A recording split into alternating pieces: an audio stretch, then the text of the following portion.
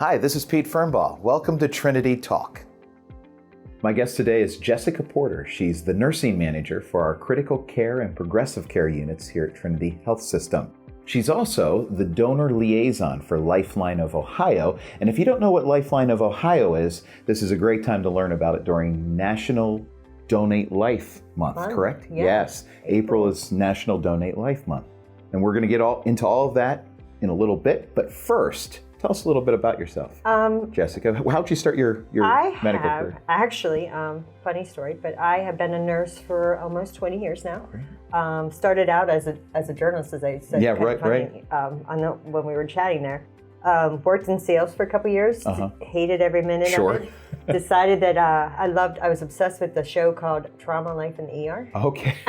Yeah. So my mom said, hey, you need to come home and I told her I wanted to be a nurse, and she said, you're crazy, because I didn't do any of that. I only had, only read. Was it kind of out of left field? Yeah, and she's like, this is crazy, are you crazy? And I said, a little bit. And so I became a firefighter and EMT with my dad, and volunteered with the brilliant volunteer fire department to see if I could handle it. Went on my first trauma with my dad, and I said, this is it. This is what I want to be. I want to save lives.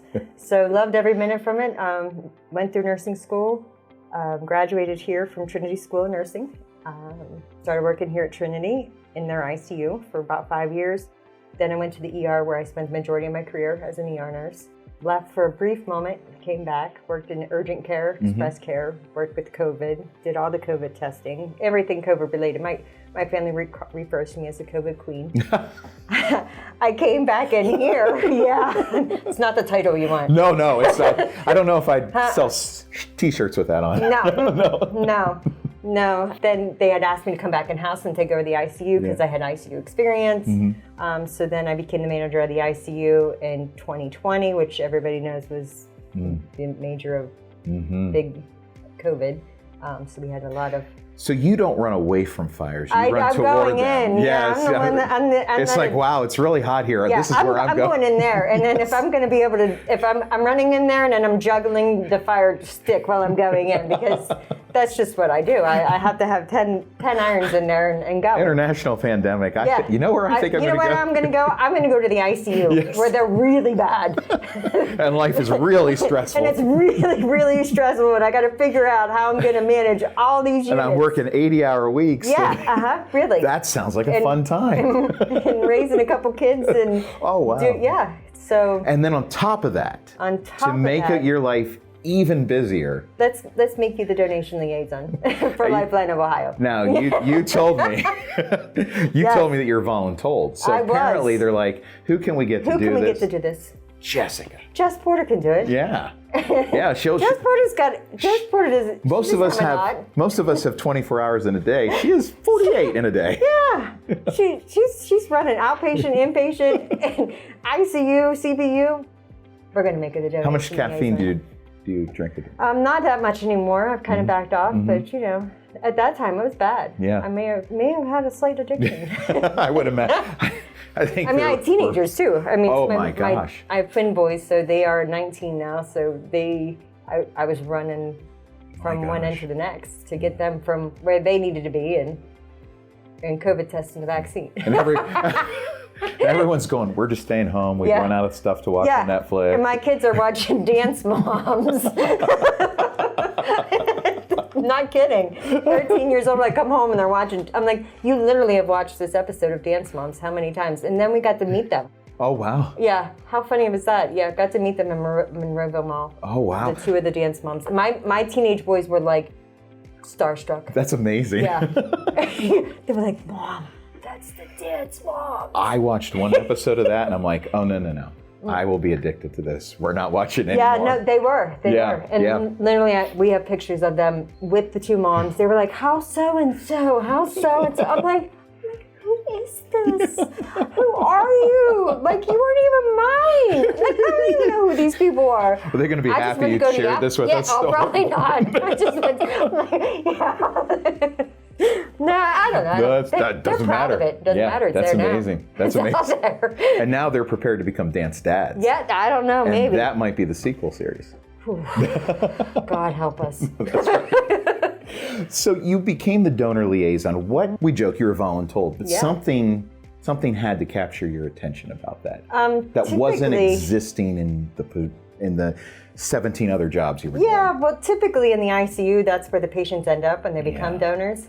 So True. that is where they take someone usually from ICU or has ICU experience to be in that position. Yeah. So it was a hard pill to swallow when I first took over. It really was. Yeah. Why so? Because of a very personal experience that I had with not Lifeline of Ohio, another organ procurement organization. And we know from just the whole history of donation, organ donation, there is a lot of opportunity for fraud. Yeah. There's a lot of opportunity for scams.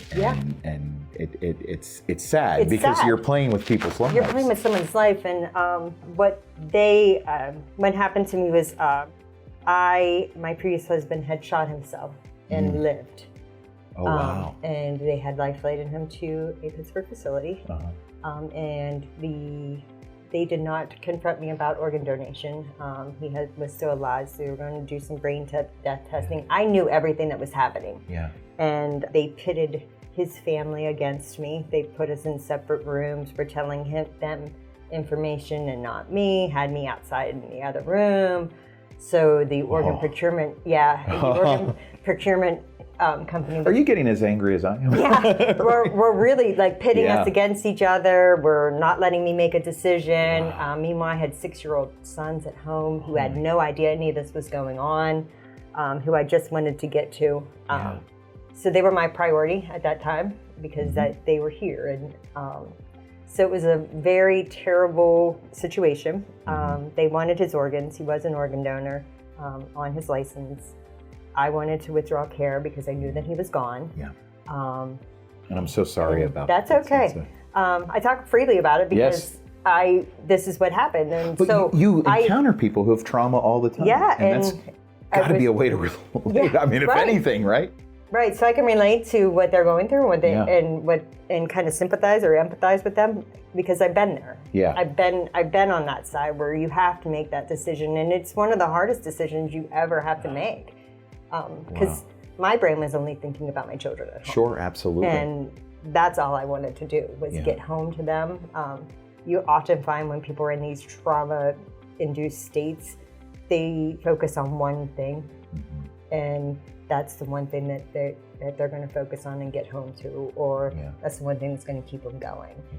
So when I was told I was taking over the donor liaison, I was like, oh, I don't think I can do this. I don't think I can promote something I don't support. You know? So what was it about Lifeline that won you over? Yeah. What happened was I ended up stepping down out of my position for about 2 months. After COVID, I had a lot of trauma that I was dealing with personally. So something we haven't talked enough about as a society is the trauma that healthcare workers, first responders went through. Nobody talks about it, and it's sad because they need to know the trauma that is triggered from things that we see. So I had stepped down out of my position, went back to be a bedside nurse, and I was taking care of a brain dead patient. Very first patient, right? Thank goodness. And the daughter. And why, God? I was like, okay, why me? What are we doing here? Why me? Right? So I look at this daughter, and he has 2 young daughters. Oh my God! All the triggers are there. So they're making this decision, right? They're making the decision to make their dad a donor, and I'm like, oh my, okay, God. So this is what you want me to do? Yeah. I get it. So I formed a bond with these 2 girls, the whole family, really, but really. The one daughter more than the other. She was the oldest. She was the one who was kind of driving the ship, and we became friends, but not really friends. I mean, we were friends. Yeah, sure. You know, because we were close. Because I was with her to help her make that decision with the trauma response, and I had lost my dad about 10 months before that. So I'm telling her, I'm like, I know what it's like to lose a parent, and talking one-on-one with someone like that, and we got real close, and I saw what Lifeline of Ohio did. I saw them making the handprint with the family, and I saw them embrace them. Yeah. I saw them record the heartbeat so they can have it always. Wow. Yeah, they can have it. they can have it, you know, It was the exact opposite experience of what I had, and I thought, this is what it's about. Yes, yes. And then the joy that I had to find out that we saved 3 lives that day, and I got to be a part of it. How does that impact how did that impact the daughters? They were overwhelmed at first. Their dad she's very open about it. We've done multiple Facebook Lives with her, and that he had not the greatest past. Sure. So people thought of him as not exactly the nicest person. So when this all came full fold, it was their way to honor him and for him to be a hero. So he's a hero, and he didn't die in vain. He died as a hero, and because he saved 3 people's lives that day. And I think that's just the organs. That's not including what tissue, right, and bone and corneas that they were able to take. I think, in healthcare, I often joke, there's a holiday for every day. There's an observance for every month. Yes. Sometimes there's 20 observances in the same month. Right, and it's hard to keep track, and it almost gets comical. It's Doctor Day, it's Nursing Day, That's right. It's Nursing Week, it's Hospital Appreciation Month, right? Why is it so important? Yes, exactly. And they're all important to varying degrees, but it's easy to overlook the ones that really capture your imagination. Right. And I find that National Donate Life Month, I look at it when it comes around every year. I feel like we don't talk enough about it. We don't. Because our bodies are so amazing that even after you've experienced a life-threatening injury that's going to take your life, our bodies are so amazing that there's still enough alive in here. There's still enough life there. That you can give it to people. You can give it to someone else and give them that chance. Yeah. And that is what it's all about. And I think that seeing that positive response is that's how I started to turn the tables. And that's when I started to get the education out. And that's when I started pounding everybody about, this is what we're going to do. We're going to keep making a difference. Yeah. And I want people to realize that you're going through a really terrible time. Yeah. And it's awful. It is awful. But is it tough being ICU, ER? You're constantly being brought into people's tragedies. Oh, yeah. Yeah, right. It's Monday, Tuesday, Wednesday, Thursday, it's Friday. Every day. And now you're a donor liaison, and you're being pulled into their I would argue possibly an even deeper meaning tragedy. How do you take care of yourself in all of that? Well, no, I'm just kidding. I read a lot. I do. I read a lot. I had not been able to focus post-COVID to read like I used to.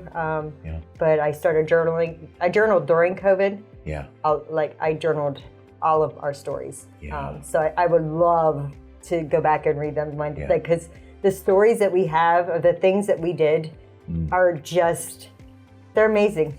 I have notes. I have planners from 2020 and 2021 where I have like little little notes where I wrote down like just some You are stories. A journalist. Yeah, where stories should trigger my story memories. Yeah. And some stories I wrote out completely because I thought, I'll never believe this if I tried to tell myself this again. So in the midst of all of that, I'm journaling and writing and it was my way it was my outlet. Yeah. And now I read more than anything, more than writing, but journaling has always been something I've always done. Because we touched on that earlier, that we don't talk about the trauma of healthcare workers. There's trauma every day, and the self-care is so important because you've got to be fresh, and you've got to be available and open. And with every family you encounter. With everyone. You have to go with an open mind. Like, you have to be calm. Because if you come off angry or you come off as abrasive or brass, they're going to feed off of that. So you have to, I count to 10 before I walk in. Like, I know I like to be aware of what I'm going into. Yeah. So I'll count to 10, take a deep breath and walk in. And usually they just want to be heard. Yeah. That's the bottom line. They just want to be heard. I feel like that should be the first thing that's said in any medical school. Yes. That needs to be the framework. It's not about you. It's not about your ego. It's not about they just your knowledge. Want you to listen. Yeah. Just listen. And the family, just listen to them, what they're trying to tell you. And that's the common complaint you hear. Yes. Is that I don't feel like they hear me. I don't feel like they hear me. They're not communicating with me because they don't. They want to hear. So many times we are so fixed on saving lives and making them better when we're not really looking at what is best for the patient and their family. Like what is best for them? Is it really worth it? I have a friend who she's really attuned to all that, and she's actually considered becoming a patient advocate at times because she's a caregiver to her mother. And one of the things she emphasizes when we talk about this is, okay, so you broke your leg. So we go into the hospital, they fix a broken leg, all that therapy and all. But what about up here? What did it do to you? How did it make you feel? How did it make you feel? And you're right, saving lives, repairing injuries, all of that. We're good at that. Look at all of... We look at all that and we'll take care of all that. But we didn't talk about how the congestive heart failure that you now have been diagnosed with is making it impossible for you to cut your grass. Right. And wash your cars or do your everyday activities. You're no longer going to be able to do them. So what does that do with you here? You know, what does that do with your brain? So now those were the things that you did for enjoyment and I've just taken them away from you. And now what? So now you feel like you've lost your purpose. Yes. And so people don't think of that. And I didn't realize the impact about even that it even had on COVID or any of the things we've done. You don't think about the impact that it has on you until something triggers it. And we've been watching a television show and the caregiver broke down and was he keeps having flashbacks to COVID. Yeah. And the very first flashback he had, I started to cry. And my husband looked over at me and he said, "Are you crying?" Because it's like a joke. I had no feelings. Right. Oh my God, something's bad. If she's crying, it's bad. Yeah. Because I have to be able to disassociate, and that's how I do it. Like I completely disassociate until you see something. Yeah. Until you see something that triggers it, and literally triggered something that I had put away for so long, and it was just seeing, and all it was seeing up the papper, the whole papper, and I was like, just tears. Do you think being a donor liaison has helped you work through your trauma from your personal experience? Yep.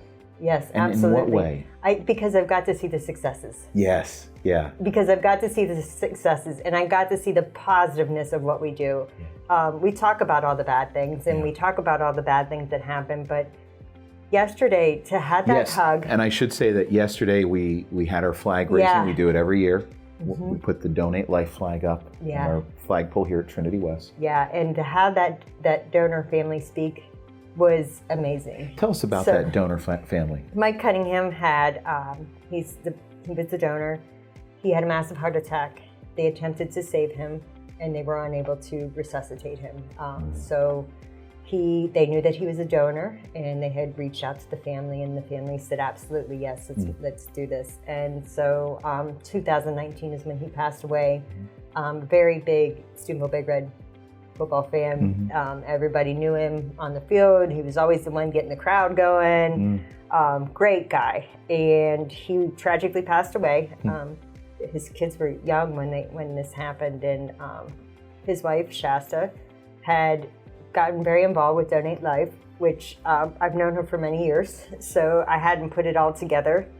And I happened to go to Columbus for the Donation Liaison of the Year award, and my boys and I took a picture in front of this quilt. I know, I remember seeing that picture, and, I posted it online, and she sends me a text and says, "Hey, Jess, that's Mike's square. I've never seen it in person." So I thought, oh, well, let me see what I can do. So I immediately called my friends at Lifeline of Ohio, who are the most wonderful people to deal with. Called them, said, "Hey, I need this quilt for Donate Life Week. Can you get it here?" And they're all labeled at the top and stitching. Like there's 11 of them that go all through the state of Ohio, which sadly they don't do anymore because there's nobody that makes quilts. How sad is that? So they So would. if you're a quilt maker. Yeah, they'll take you up on Yeah. it because they had volunteers that were doing it. Yeah. What they did was they asked the donor family to make a square in honor of their loved one. So they had made square, sent it off. She said, I've never seen it in person. I've seen other quilts, but never had seen it. I made some calls and was able to square it away. I reached out to her last week and I said, Shasta, I have to tell you that quilt's coming home. And the joy in her face. I mean, and that to me meant more than anything. That is why I do what I do. To see that impact and for her to be, I think she hugged me 7 or 8 times, just kept saying thank you. I said, we brought him home. So much of what we talk about in healthcare news is related to law. The laws changing. The challenge of insurance, the challenge of patients, the challenge, we're always talking about challenges and maybe we don't celebrate these moments enough. No, we don't. It's just the little things. Yeah. How has your life changed since you became the donor liaison? Because you're celebrated, you're awarded just about it. We're not emphasizing that enough. Her boys are 2 strapping twin boys, right? Yeah, they're twins, boys. yeah. Tall. And they're always there with you? Yeah, they're always supporting their mom. Yeah. I got one that's probably going to follow in mom's footsteps, but he said he doesn't want to be a nurse, he wants to be a doctor. So I said, that's okay. Yeah, it's okay. It's okay, we'll take it. So how's your life changed since? What a positive impact. Yeah. It's just a good feeling. And especially after COVID. Yeah, because we had to come out of that. Yeah. We had to come out of that to... Not just you personally had to come out of it. Yeah. I did. I had to come out of it. I mean, there were days during COVID that it would be body after body after body. And how do you deal with that? So you had to come... It was nice to come back and to have something good. Yeah. To see something good. And even though it's a tragic event, somebody's passing, we're still celebrating what we got to do, what we got to, even though you're passing, and it's such a weird thing. Yeah. It is. And even when my one son, when we were at the event in Columbus, he goes, well, Mom, I was doing okay until they just sucked the life out of me with that story. I know, right? And I was like, it's okay, just wait. The good part's coming. I know, right? The positive is happening. It's going to happen, I promise. I do some performing, and I once had to do a murder mystery for the Ronald McDonald House. And we're there waiting to go on, and they're telling these... I'm like, now we have to go on and do a silly murder mystery after hearing that story. I don't think I can say anything good. But no, I mean, truly, it's warmed my heart. And I've encountered family after family. I tend to be here and to support them as much as I can because I know what it's like. What I love about it is, I once interviewed an executive. This is probably 15, 20 years ago. So he may not be an executive anymore. Maybe not. No, it's how a lot has changed. I go back over that time and I'm amazed at how much has changed, mergers and all that. But he said to me, the problem in this country is we have a death care system. Yep. And when you were saying that you're taking death and bringing life out of that death, and April being Easter, that's like the most appropriate. It is. Especially for a Catholic hospital. Yes. Yeah, we're taking death and bringing and giving it life. The inevitable question is then, and it's cliche, and folks watching this probably saw it coming a mile away. How do they become donors? You can go to the BMV when you get your driver's license. They ask you every time if you're an organ donor. You can actually go to lifeline.org and it's a remarkable website. It is. If you have any doubts, go to lifeline.org. And just see the impact and the things that they have done and just the science behind it all, because there's so much more that we're doing now that we're able to do. Organs we do some of the things we do are donation after cardiac death. It's not always brain death. We wait a longer time now because the organs can last for 90 minutes before they have, they can be harvested in 90 minutes now. So there's so many, and then there's new lung bypass machines that they're trying out. And it's just the science behind it all is just amazing. And I want to emphasize how positive Yes. Lifeline is. Yes. Because as a writer, and you're a writer as well, it's a pretty sexy story. Organ harvesting, that's a scam. Yeah. And so I think because it's so like intriguing. And it's so taboo. And some people think of it as taboo because they think, oh, I don't want to give them up, or I don't want to do that, or, it's almost taboo that why would somebody want somebody else's heart, or the black market where they're selling kidneys, where you're going down to Mexico to sell your kidney. Okay. No. And it's often it's a trope on TV shows. Yes, and then and then you get a bad rap when they see the bad story that I brought up yesterday. They had that bad story where the guy woke up when they were doing the donation. Oh, I didn't hear that one. Oh yeah. Oh my goodness. Yeah. I mean, so they sensationalize on the bad instead of taking the good. Yeah. And that's a shame. That is a shame. And you have a series of stories now. If anyone wants to know, they can reach out to you. You can tell them examples. You brought along, I haven't gotten into the statistics yet. Tell us what the donation needs are. Oh, right now in Ohio, over 3,000 people are waiting. Wow. And 3,000 people waiting for a transplant just in Ohio. And I think it's what was it? I thought it was like about every 48 hours somebody dies waiting for a transplant. So, I mean, you truly, you know someone. Everybody knows someone that is either waiting or has a story or knows something about someone. But like I said, the Lifeline of Ohio is truly an amazing organization. And there's a reason it's called Donate Life. I love that reframing of it. Yeah, I do too. Yeah, organ harvesting does sound a little. It sounds a little harsh. It's it's very harsh. You die, we're going to go in there. Yeah, and we're going to go and get your organs. But it's not about that. That's the means to an end. Right. That's the process. The end result is that one man you told us about. 3 people's lives are saved. And I love that you brought out, and I want to amplify that a little bit. So we know what his organs saved. We don't know what else. We don't know all the tissue. That's amazing. Which is amazing because 75 people can be benefited from the tissue donation. Yes. And because it's regenerative. Yeah, and then like Shasta said, they had taken Mike's ribs and used them at Ohio State for baby car seat testing. Wow. Yeah, like how crazy is that? Like, who would have thought? I mean, I was just blown away when she told me that. I said, what? I knew they could take, even though they might not take the heart, they take the valves from the heart, and they can use that valve on someone else. Wow. Just that valve could restore a valve on somebody. There's so many things that just the tissue, the femur bones, everything they can do with all that is amazing. And then corneas, two people can receive their gift of sight. It gives me a new appreciation for how miraculous the human body is. Right. And it seems, it's not a waste, but it does seem like we're always talking about legacy. What a legacy to leave behind. Right. My heart is still ticking. Yeah. I mean, that's just, that's incredible. It's amazing that you could, you could give that to someone else that is going on, and that is amazing. I assume if folks have any doubts about the process, but they're interested, they can reach out. They can reach out to me. What's the easiest way to get a hold? Easiest way would be through, they can call the hospital and get me through the hospital main line, which is 740-264-8000, and they can just ask for me. The operator can put me through. And she's not shy about talking. No, I'm not. As you can see, I'm a talker.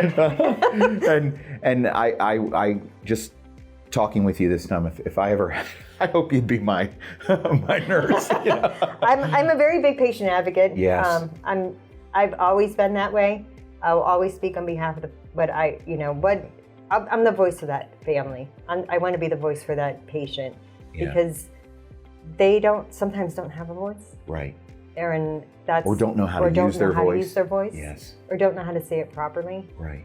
There have been, I've been one to say that no more. Wow. Yeah, like we're not doing this, so. Anything else you'd like to say before we wrap this up? I'd like to have you back. Absolutely. I'd love to do this every year. Maybe next year we can do a pre-donate life month. Pre-donate life. Yeah, absolutely. No, just if you're not an organ donor, go sign up, www.lifeline.org. Nice. Yeah. Well, I thank you so much for joining us. Thank you. Thank you for bringing. Appreciate it. Thank you for being so open with your stories. Yeah. That's some very personal stuff you shared with us, Yeah. and I just admire how you've been able to take your trauma and turn it into something that is good for others. Mm-hmm. Yeah. And a lot of people don't do that. Yeah. You know, I could have held that grudge, and I could have just taken that. I could have taken donation and bashed it like I always had prior, but I have taken it and made it a good thing. Mr. Rogers once said, no matter how dark things get, always look for the helpers. And Absolutely. you're clearly one of the helpers. So it's an honor to have you here today. Thank you very much. Absolutely, and I look forward to talking to you All again. right, have a and good day. sending you out to the media and talking to them. I'll talk to them whenever. I'm not shy. Well, thank you so much, Jess. Thank you. Thank you, folks, for watching. Once again, reach out to her if you'd like to become an organ donor, and she can help you with your doubts. She can talk to you about everything that you're thinking. There's a lot of thoughts and emotions, I'm sure. Yeah. So please reach out to her or to Lifeline of Ohio. That's lifeline.org again, and you can just call us at the hospital here if you'd like to speak with Jess. Thank you so much for watching. We'll see you again next time.